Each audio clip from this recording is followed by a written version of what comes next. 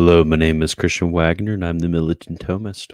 So I'm coming at you with the second stream of the night before we went over a little bit the life of Pope St. Pius X. And my wife bought this Pina Frase LaCroix. I hate LaCroix. But guys, it isn't that bad. I'm sorry. Don't rage at me. But you know what? I don't think it's actually that bad. You're back already. Yeah, I said that I wasn't going to do a stream, and then my wife reminded me that I had something that I wanted to do. So I want to kind of in the first like 15 minutes go over what I think is the best. Yeah, I know LaCroix gross, but this flavor is like the only flavor I actually like. I wanted to go over what I think is the best dogmatic theology intermediate level. I know I've covered it a few times, and I'm also going to do some Q&A. So if you have questions and want to interrupt me with questions and stuff, I will stop ranting about how much I love Hunter. So always got to keep it on your floor. But this is Sylvester, and it's going to be in the description below if you want the links. And I could also go over all the other books that I like about different topics if you have questions about those when asking about a specific topic. But this is Sylvester Joseph Hunter, Outlines of Dogmatic Theology in 3 volumes. I kept it pretty cheap. I think for the paperback, it's like $20. But as you see, it is completely typeset. I absolutely despise the grave error and the pernicious nature of those who republish books and do not typeset them. They just take the scans that they get off of archive.org and then upload them and then steal money from people. It's the worst. But all of this hard work typesetting it, look how beautiful that is. That is an actually good book. So yeah, it's just there's a section heading, as you see. It's completely typeset. It's not a terrible book. So I wanted to go over the I decided to copy the table of contents and then a section on the Protestant rule of faith and reason, which was an interesting section to read. You can see how concise he is. What's great about Hunter is that as a former Anglican, well, myself being a former Anglican, I really like him because he was a English Jesuit. I know, boo, he was a Jesuit, but this was in the 1890s when Jesuits were absolutely beautifully great. Yes, thank you for your generosity. We need typeset.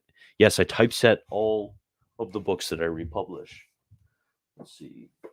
Manual of Catholic Apologetics, which is basically the like a scholastic manual in apologetics. It's great. Look, typeset. It's not that hard to typeset, guys. Like, stop being an autist and posting like 500,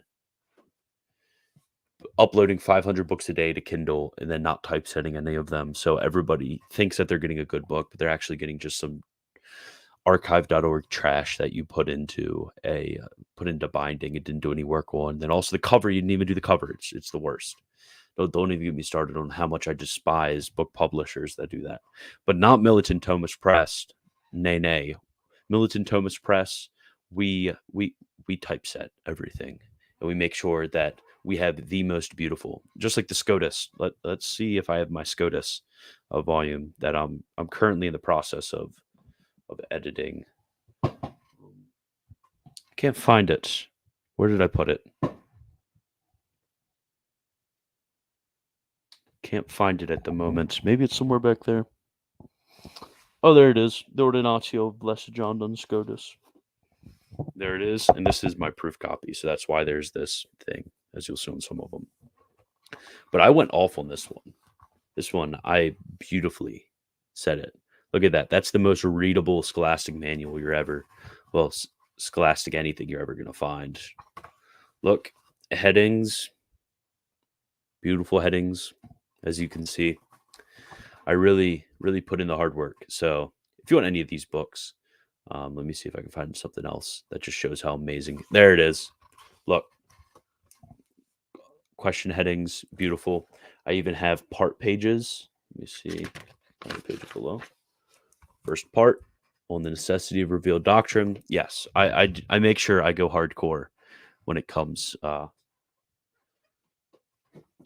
these. So I feel like I pick up most of these just to read the sections on the Trinity because I'm a lame prot, and most modern explanations of the Trinity are bad. Yes. This Hunter, you know what I'm thinking of doing is because these are some meaty volumes. So let me know if you guys would like this. But so I'm gonna share my screen right now. We need more obscure scholastics translated. I know. It's ridiculous how many of them are still in Latin. Eventually I'll start reprinting works like that. It's just funding and then translation skills because I can translate them, but it takes a lot of time, and time I do not have. So this is the table of contents right here, and as you see, he splits them up into various treatises. I think if I remember correctly, it's 30 treatises.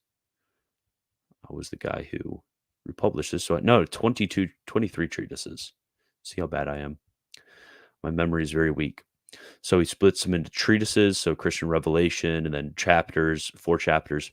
I'm thinking each of these treatises would be like 50, 60 pages. Let me see if I'm doing my math right. Yeah, be like 50, 60 pages.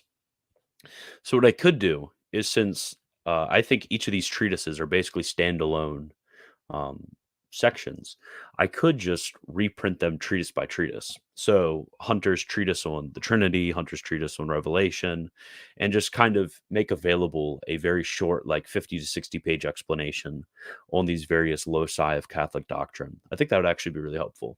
And then I'd be able to sell them for super cheap, like $5-6. So if you have a family member or something, or somebody interested in theology who wants to know, okay, what do Catholics believe? What do Catholics actually believe about justification?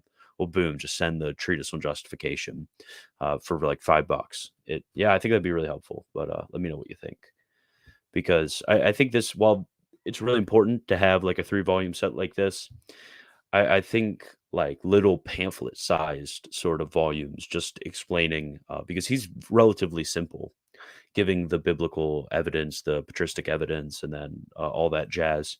I think that would be very helpful when it comes to theology, because a lot of times people just want these just for a single explanation of a single doctrine, or maybe they don't want to put in the probably, like, I think it's like $60 for all 3 of these volumes, which is very cheap. But they don't want to put the $60 in for all of them, so they might just want to buy one treatise at a time or something or whatever. So I think that'd be helpful. So, how valuable is Hall's systematic theology to you now? It's very valuable. I just read the other day, when I was at work, I just read through, let me think. I read through his volume on the Trinity, because that's actually highly regarded by Pohl. And if you know Pohl, then he wrote the famous, 12-volume Dogmatic Theology. He wrote that, and he actually recommends Hall on the Trinity. And to my knowledge, he's the only Protestant that I've ever seen Hall recommend. Pohl recommend is Hall. So Hall is actually I actually really enjoy a lot of his volumes. Some things I'm like, I kind of disagree with him, but obviously we're going to have disagreements because he's a reading systematic theologies at work based. If only I could do that. Yeah, people make fun of it, but I'm an overnight stalker. So nobody bothers me. I just stock stuff, and I can have AirPods in, and I put the PDFs into my reader app, and then I listen to the book while I work. So usually I can get through. Sometimes you get through a whole book a night. I think 2 nights in a row. One night I read all of Hall's volume on the Trinity, and then all of Pohl's volume on the Trinity. And that was the second time I've read both of those, and they were amazing. And I definitely learned a lot the second time around, because it takes about 8 to 9 hours to listen to them. So in a shift, I can listen through most of it. Is it pronounced Pole? No way. You're just messing with me. You're making me try to sound dumb. Maybe if you could. Maybe it's right. I'm going to make everybody pronounce it Pole, though. Catholic Encyclopedia mentions Hall. Yeah, Hall is actually very highly regarded by the papists, so to speak. Very highly regarded by Roman Catholics. Hall was a wonderful dogmatician, and he definitely provided a lot of the groundwork for my own thinking on a lot of issues. He's very great. But yeah, with this, so there's a treatise on Christian revelation, and then all the links are below to buy the full book. Nature of revelation, blah blah blah blah blah. Channel of doctrine, tradition, the Protestant rule of faith, which I have this section right here. From reason, the arguments from reason against it. I'm gonna just read that paragraph. Monuments of tradition, which go over the various channels in which we get tradition, scripture and tradition, development of doctrine, and then I'm not going to read through all the chapters. Treatise the third, Holy Scripture. Treatise the fourth, the Church. Treatise the fifth, the Roman Pontiff. The sixth, faith. And then volume 2, the seventh, the one God. And this is a wonderful, wonderful treatment of this, except, where is it? God's knowledge. When it comes to the Scientia Media, I disagree with Hunter on this, but that's a very minor point. Treat the eighth, the Blessed Trinity. This is a wonderful treatment of the matter. It'll take you like 2 hours to read, and it gives you basically all the basics that you need. So treat the ninth on creation of the angels, 10th, man created and fallen, 11th, incarnation, 12th, the Blessed Virgin Mary, 13th, actual grace, 14th, justification, 15th, the sacraments in general, 16th, baptism, 17th, confirmation, Holy Eucharist, penance, extreme unction, order, matrimony, and then the treat the 23rd on the last things. So that's kind of the general scope. He covers basically everything when it comes to dogmatic theology. So it's a very, very good work. So now I'm going to read the section on reason, so you can kind of get a reason against sola scriptura. So you kind of get a flavor of how he writes. Because the reason he's so important for Anglicans is he's quoting Dr. Brown here, because he is an English Jesuit. So most of his interactions are actually with Anglican authors, which is pretty nice, and it's refreshing, because he's not like most. I remember, who was I reading? Father Lonergan, in his work on the Trinity, Pars Dogmatica, and he was talking about Protestant beliefs on the Trinity, and at least in his day, this was like early 20th century, so can you blame him? But he was like, oh yeah, most Protestants have basically went the way of Schleiermacher, and this is what most Protestants believe and everything. I mean, he was a Catholic on the continent, so that's what he ran into most of the time. But it's refreshing reading Hunter, because he's actually interacting with a lot of the people who we would recognize as Protestants. So it's pretty good. So I'm going to read the section. Having exhausted his scriptural arguments, Dr. Brown, and this is Dr. Brown's commentary on the 39 Articles, attempts to show that reason favors the Protestant view.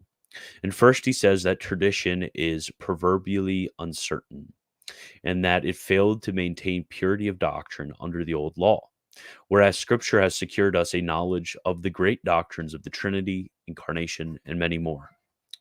We reply that whatever may have been the case with tradition under the old law, that of the new law has no uncertainty if, as we hold, it has been divinely guaranteed to us, and that Scripture, apart from the living voice of a teacher, has wholly failed to keep the great doctrines alive.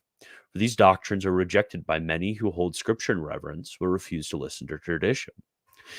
To our argument that tradition was the first rule, he replies that it may have been changed, but he offers no proof that it actually was changed. He mentions that Scripture is not written systematically, but urges that this casual collection of memoirs and letters may, under God's providence, have been so ordered as to convey all Christian truth. No one would deny that this may have been so, but the question is whether we have any reason to believe, in defiance of appearances, that it was so. He thinks that apostolic authorship is sufficient to establish the character of a book as being a portion of the scripture.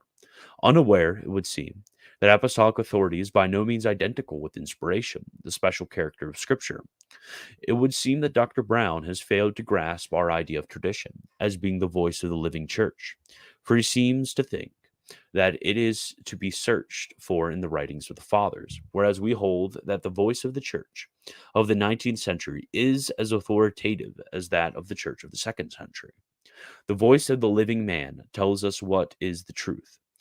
The researches of the theologian may go to show us that this truth was explicitly known 1500 years ago, but our faith does not rest on his researches. So there you go. That's a section from him. And I guess I'll take questions if you guys have any.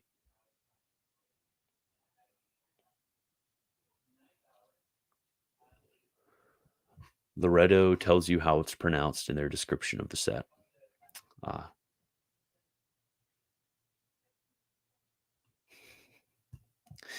It's always a bit awkward whenever people ask me what I'm reading in public, not because I'm ashamed of the faith, but just because it takes a while to explain what medieval scholastic dogmatics are. Pola, pola, pola, pole. I'm just going to keep pronouncing it pole.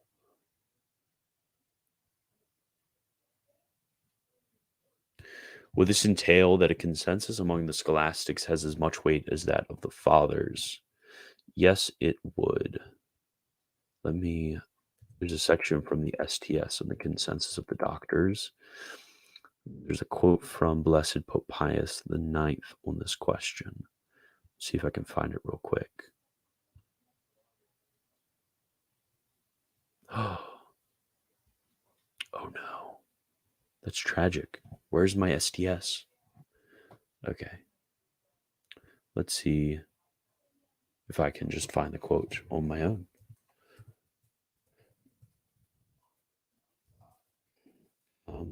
Consensus of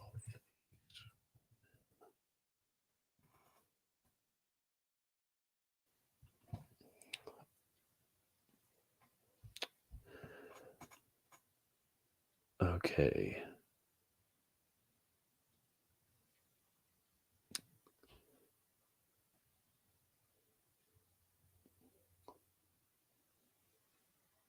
Oh no, I can't find it right now. Sorry about that. But yes, the consensus of the schoolmen is also something which is infallible. So let's say you have I don't know, Suarez and the Suarezians and Scotus and the Scotists and Thomas and the Thomists, and they all agree on some certain thing, and you basically have all the inner schools within those who are all agreeing that a certain thing is of the faith. Then that would be the same as the consensus of the fathers. Is the consensus of the schools between, I think it's like the 12th and the like 19th century, 12th and 18th century. I think that's usually when it's delineated, would be something which is infallible, just as the consensus of the fathers is authentic, um, authentic tradition and authoritative.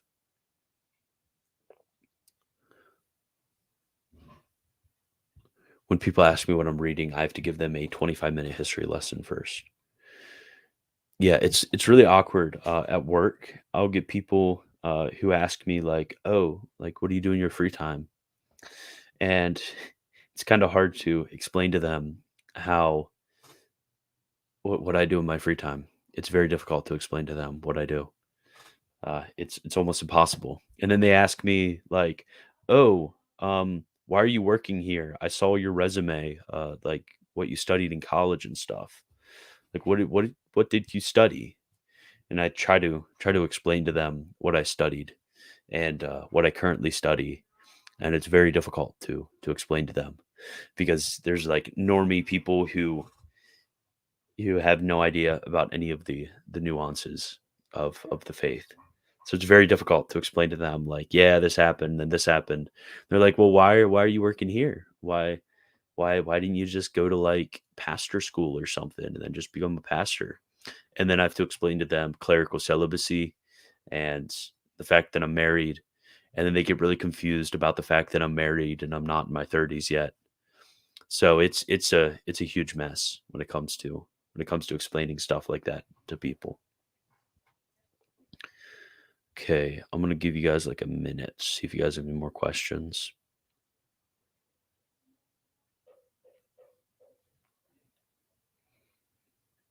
But yeah, I need to find out what happened to my SDS. That's very sad. I just had the PDF and then it went missing.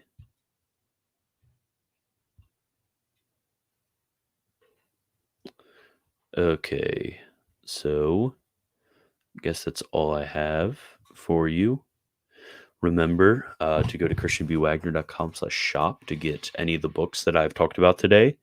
And if you go to the links below, I have listed the links to all of the volumes of Hunter on Amazon, and then become a patron at patreon.com/militant Thomist if you just want to bypass the whole process and get access to all my typeset PDFs. So that is all that I have for you, and God bless. Glory be